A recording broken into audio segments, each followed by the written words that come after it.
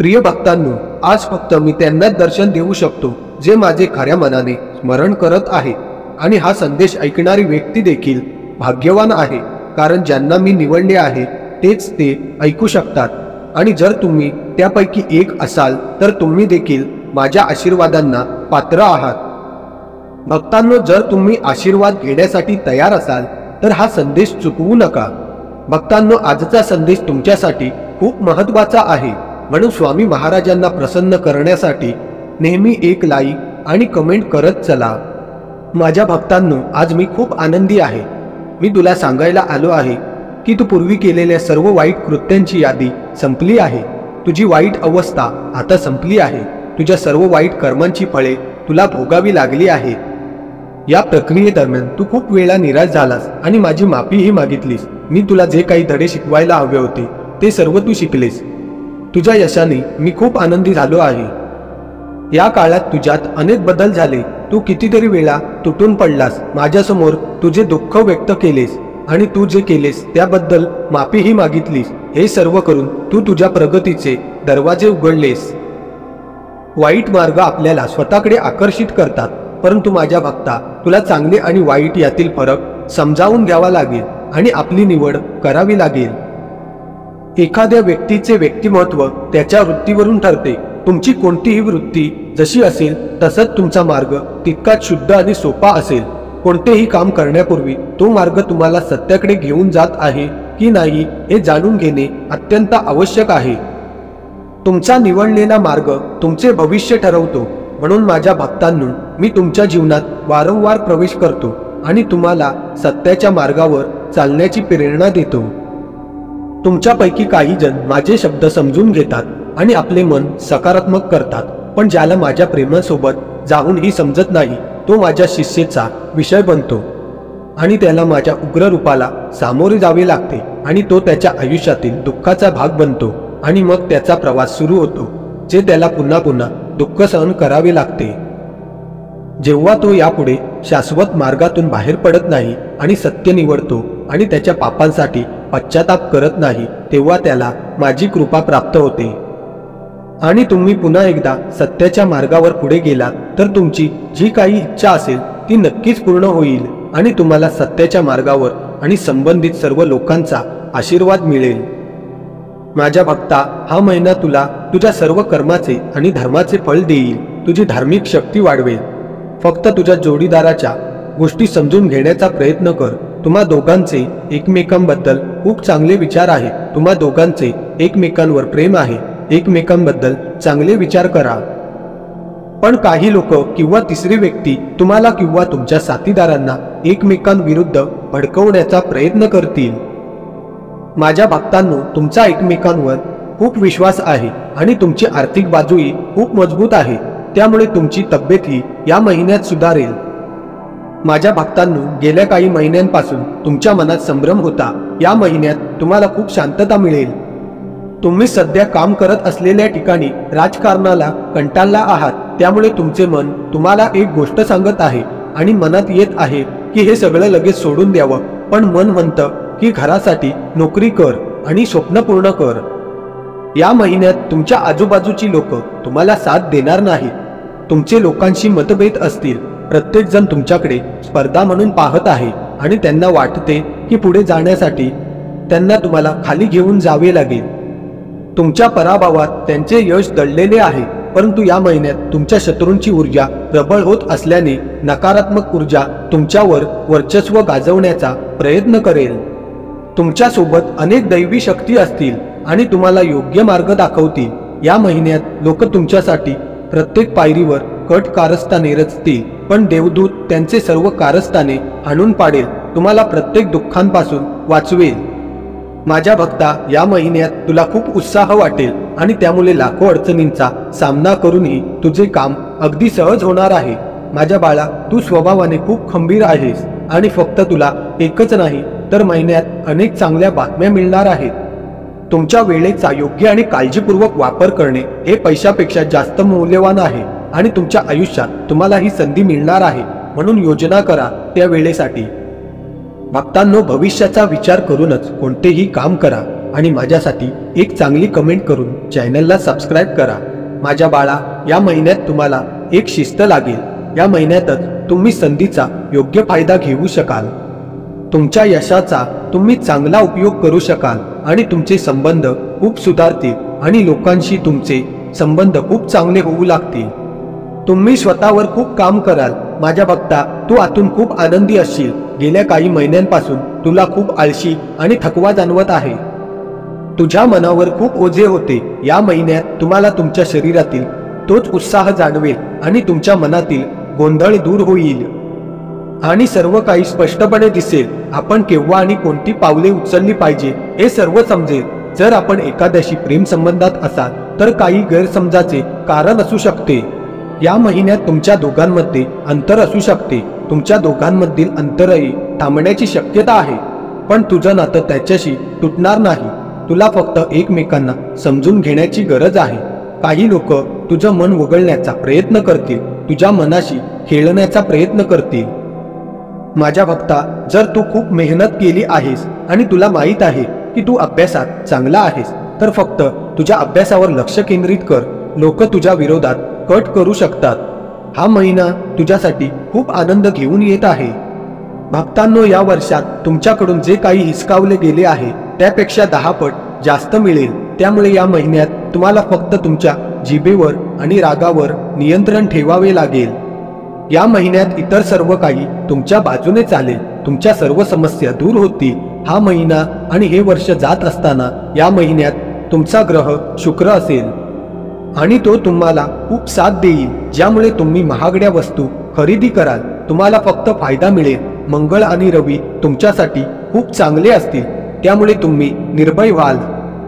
या महिन्यात आपण अधिक मोठे निर्णय घेऊ, पण त्याचबरोबर तुझे शत्रू पण खूप वाढतील, जे तुझ्याबरोबर खूप घाणेरडे राजकारण खेळतील।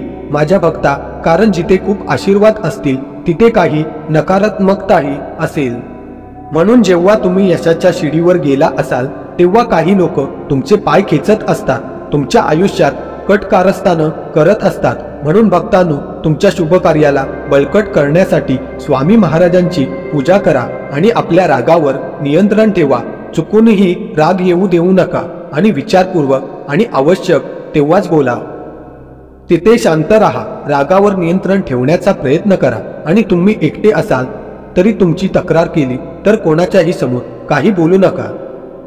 या महिन्यात तुम्हाला गरज नसलेल्या गोष्टींवर पैसा वाया घालवू नका। जर कोणी तुमच्याकडे पैसे मागितले तर त्याला खूप गरज असेल तरच त्याला द्या। तुम्ही व्यवसाय करत असाल तर पैशासंबंधी कोणताही निर्णय आंधळेपणाने घेऊ नका। जर तुम्हाला नवीन व्यवसाय सुरू करायचा असेल तर हा महिना तुम्हाला सर्व बाजूनी आनंद देणारा आहे। माझ्या भक्ता, तू लक्ष दिले नाहीस, पण सत्य हे आहे की तू स्वतःला विसरत चाललेला आहेस। तू आधी कसा होतास आणि आज तुझी काय अवस्था झाली आहे। म्हणून आता तुला पंख उघडायचे आहे, आता तुला उंच उडायचे आहे। आजचा संदेश खूप खास आहे, तो फक्त तुमच्यासाठी आहे। आज मी तुम्हाला तुमच्या आयुष्यातील सर्वात मोठी सत्य सांगणार आहे। माझ्या भक्तांनो, आजपासून तुमचे जीवन बदलून जाणार आहे। तुझ्या आयुष्यातील आनंद अनेक पटींनी वाढणार आहे। तुझ्या आयुष्यात एक अशी व्यक्ती आहे जी तुला स्वतःपेक्षा जास्त महत्त्व देते, जी व्यक्ती निराशतेनेही तुम्हाला आशा दाखवते। मग ती तुमच्यापासून दूर असो किंवा तुमच्या जवळ, तुम्हाला कधीही एकटे वाटत नाही। माझ्या भक्तांनो, अशी दुर्मिळ माणसं फार कमी लोकांच्या नशिबात येतात। कधी मित्र म्हणून, कधी जीवनसाथी म्हणून, कधी प्रेम म्हणून, कधी वर्गमित्र म्हणून। तो कोणत्याही रूपात तुमच्या आयुष्यात आला असेल त्याला तुमचं भाग्य समजा आणि आज त्याला मनापासून स्वीकारा। प्रेमात बुडालेली माणसे स्वतःच्या नात्यालाही उद्ध्वस्त करायला मागे पुढे पाहत नाही, तर तुमचे जीवन आनंदाने भरण्यासाठी एखादी व्यक्ती दुःख सहन करण्यास तयार असते। काही लोक दीर्घकाळापासून तुमच्या कुटुंबाच्या मागे लागलेली आहेत, परंतु गेल्या काही वर्षांपासून तुमच्या शत्रूंची संख्या वाढत आहे। तुमच्या शत्रूंनी तुमच्या प्रत्येक कामात अडथळा आणण्याचा, तुमचा अपमान करण्याचा प्रयत्न केला आहे। तुमच्या अनुयायांनी जे नाही ते करण्याचा प्रयत्न केला आहे। ते षडयंत्र करत असतात। कधी ते लोकांसमोर तुमच्याबद्दल चुकीचे बोलतात आणि तुमच्याबद्दल वाईट सांगत असतात। भक्तांनो, तुमच्या शत्रूंनी कधी तुमच्या मारामारीतून तर कधी जमिनीच्या वादातून तर कधी तुमच्या खोट्या अफवा पसरवून तुम्हाला आणि तुमच्या कुटुंबाला त्रास देण्याचा प्रयत्न केला आहे? माझ्या प्रेमळ भक्तांनो, जर तुमचा यावर विश्वास असेल तर तुम्ही तुमच्या स्वामी महाराजांसाठी फक्त एक ओळ लिहा. भक्तांनो, तुम्हाला कोणालाही तुमचं शत्रू बनवायचं नाही, पण काही लोक तुमच्यासाठी इतके वाईट असतात की तुम्हाला इच्छा नसतानाही त्यांचा सामना करावा लागतो. माझ्या भक्ता, तुझा शत्रू अशा घाणेरड्या विचारांचा माणूस आहे की तो स्वतः तुला आनंदी पाहू इच्छित नाही. तो नेहमी तुला त्याच्या नवीन चालींनी त्रास देतो आणि समाजात स्वतःला खूप चांगला समजतो आणि समाजातील लोक देखील त्याच्यावर विश्वास ठेवतात. तू खूप चांगला आहेस यानंतर ही लोक तुला वाईट समजतात. नेहमीच तू खूप चांगले केले आहेस की तू कधीही कोणाच्या बोलण्याकडे लक्ष दिले नाहीस. कोण तुझ्याकडे कोणत्या दृष्टिकोनातून पाहतो, कोण तुझ्याबद्दल काय विचार करतो याकडे दुर्लक्ष देऊ नकोस. हे तुझ्यासाठी खूप महत्वाचे आहे. म्हणून स्वामी महाराजांना प्रसन्न करण्यासाठी भक्तिभावाने एक लाईक कर आणि कमेंटमध्ये आपल्या इच्छा स्वामींच्या चरणी अर्पण कर. प्रिय भक्ता, हा महिना तुला तुझ्या चांगल्या कर्माची फळे देईल आणि जे तुझ्यासाठी वाईट इच्छा करतात त्यांना त्यांच्या वाईट कृत्याची शिक्षाही मिळेल. तुझ्या हृदयात जे काही दुःख आहे, जे तू समाजापासून लपवून ठेवत होतास, ज्यांच्या विरोधात तू नेहमी गप्प राहिलास, ज्यांनी तुला दुखावलं आहे त्यांना तू उत्तर देऊ शकशील. माझ्या भक्ता, तुझ्या आयुष्यात काहीही झालं तरी, कोणी तुला साथ दे किंवा नाही, तरीही तुम्ही तुमचे जीवन जगाल. तुम्ही आनंदी व्हाल आणि येणारा आनंद तुमच्यापासून कोणीही हिरावून घेऊ शकत नाही.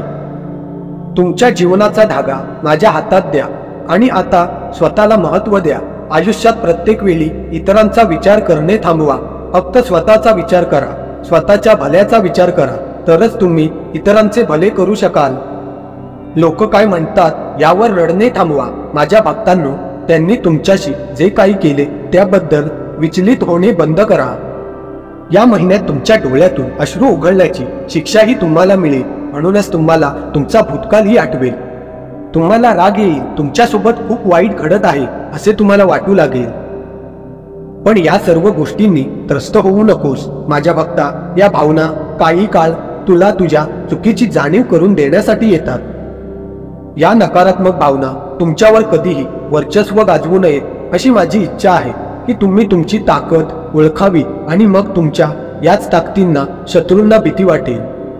माझ्या भक्ता, तुझ्या सर्व चांगल्या कर्मांची फळं मी देईन याची खात्री बाळग. तुझ्या जीवनात स्थिरता येईल. बाळा, तुझे आरोग्य चांगले राहील आणि अचानक तुला चांगली बातमीही मिळेल. ज्यांनी तुझा अपमान केला, ज्यांनी तुझ्या चारित्र्यावर प्रश्नचिन्ह उपस्थित केले, तुझ्या सत्यतेवर प्रश्नचिन्ह उभे केले, माझ्या भक्ता, त्यांच्या तोंडावर एक जोरदार चपराक बसणार आहे.